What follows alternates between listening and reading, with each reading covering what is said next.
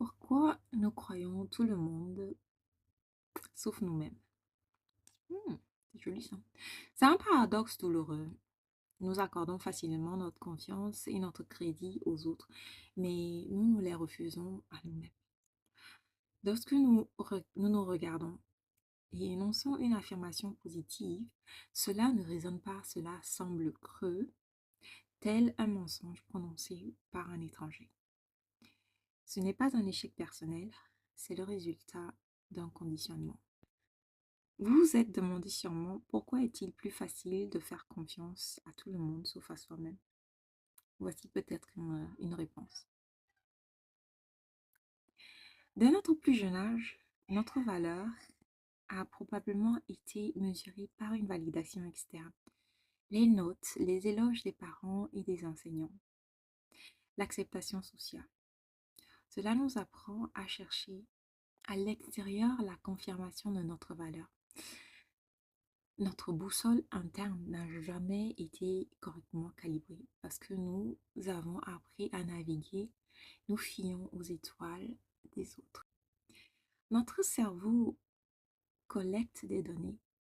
Chaque erreur passée, chaque échec perçu ou commentaire critique de la part de quelqu'un que nous respections devient une donnée dans un dossier intitulé Raisons pour lesquelles je ne peux pas me faire confiance.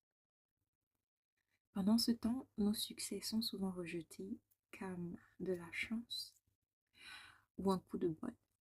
Le dossier négatif est épais et usé. Le dossier positif est mince et recouvert de poussière. Se méfier de soi, bien que douloureux, est un état familier. Croire en notre propre capacité est un territoire inexploré et le cerveau perçoit l'inconnu comme un risque. Rester dans la zone de sécurité du doute de soi semble plus facile que d'affronter la vulnérabilité potentielle que représente le fait d'essayer d'échouer. Lorsque nous doutons constamment de notre capacité à accomplir quelque chose, nous ne remettons pas seulement en question une compétence. Nous sapons activement notre fondation. Cette érosion de la confiance en nous a des conséquences profondes. Par exemple, nous avons le syndrome de l'imposteur, où nous nous sentons comme des imposteurs dans une pièce où nous avons pourtant gagné notre place. Nous attribuons notre succès au timing ou à la tromperie, en attendant le moment où nous serons démasqués. Nous avons aussi la spirale du renoncement. Nous poursuivons systématiquement des objectifs inférieurs à notre potentiel réel et acceptons moins que ce que nous méritons vraiment. Ceci dans nos relations, notre carrière et nos opportunités. Nous croyons que ce que nous méritons, nous croyons en fait que c'est ce que nous méritons.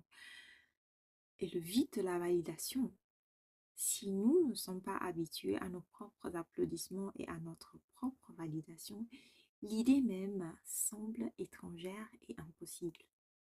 Nous restons pris dans un cycle mourant d'envie de louange extérieure pour combler un vide que nous seuls pouvons remplir.